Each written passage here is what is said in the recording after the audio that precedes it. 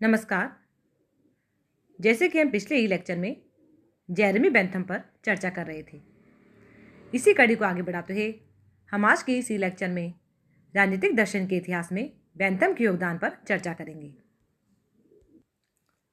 राजनीतिक दर्शन के इतिहास में बेंथम का योगदान यानी कि contribution of Bentham in the history of political philosophy. राजनीतिक दर्शन के इतिहास में बेंथम का विशेष स्थान है।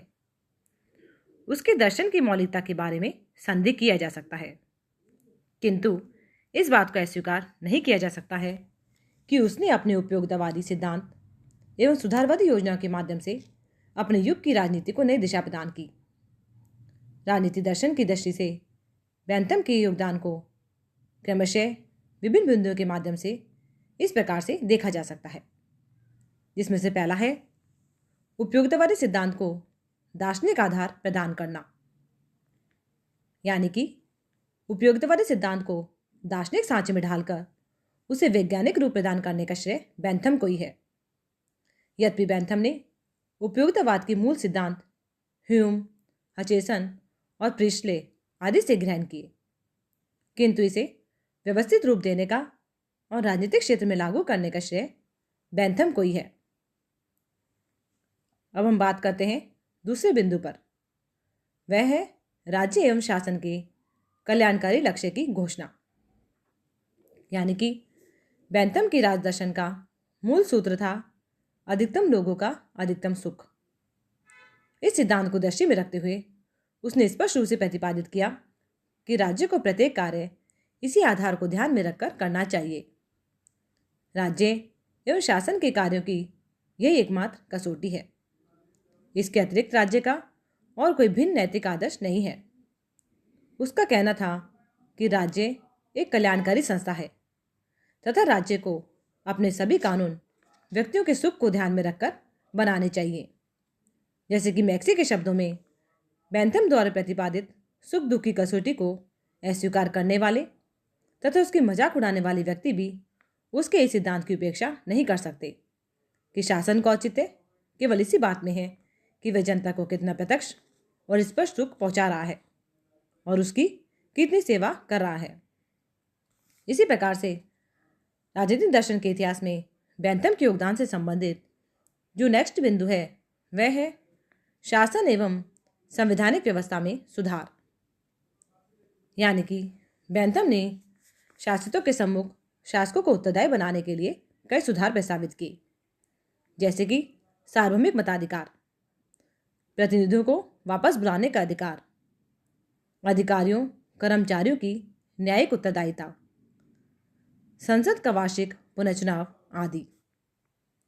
इसी प्रकार से जो नेक्स्ट पॉइंट है वह है रूढ़िवादी संकल्पनाओं पर प्रहार करना, यानी कि रूढ़िवादी संवैधानिक विधिक संकल्पनाओं पर भी बेंथम ने उतना ही तीव्र प्रहार किया जितने कि आमूल जनवादी विचारों पर।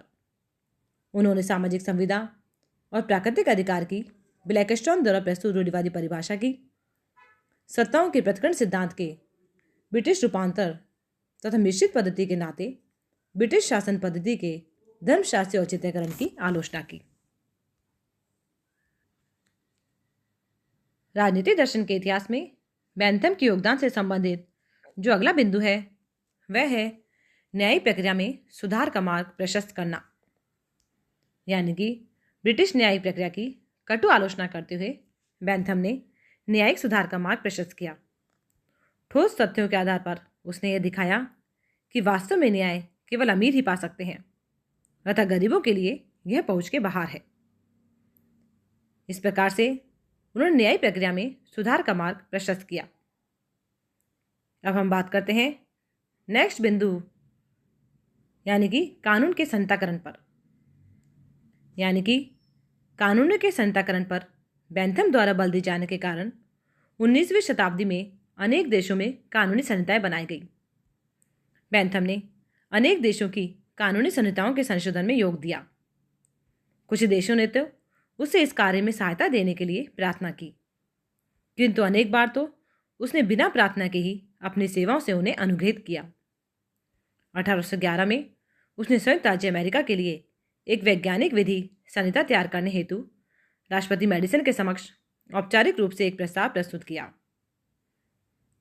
1822 ईस्वी में उसने उदार विचारों की दुहाई देने वाले सभी राष्ट्रों से इस प्रकार की अपील की।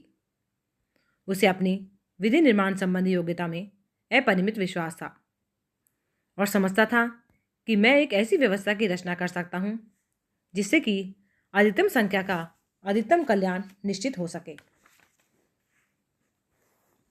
राजनीतिक दर्शन के इतिहास में बेंथम के योगदान से संबंधित जो नेक्स्ट बिंदु है वह है राजनीतिक विज्ञान में अनुसंधान और शोध की प्रवृत्ति को प्रोत्साहन देना। यानी कि राजनीतिक दर्शन के इतिहास में बेंथम संभवतः प्रथम चिंतक हैं जिसने कि तथ्य, निरीक्षण, अनुसंधान और प्रमाण पर आधारित आगमनात्मक, अनुभवात्मक, विश्लेषणात्मक और विवेचनात्मक पद्धति को अपनाया।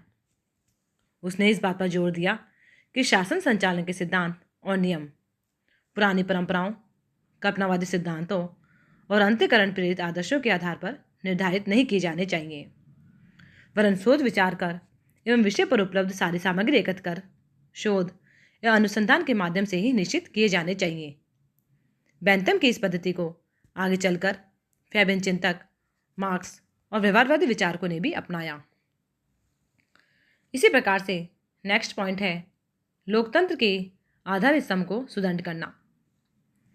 यानी कि बेंथम ने प्रेस की स्वतंत्रता, गुप्त मतदान, वयस्क मताधिकार, धार्मिक सहिष्णुता, धर्म की स्वतंत्रता आदि का समर्थन करते हुए लोकतंत्र को बल प्रदान किया।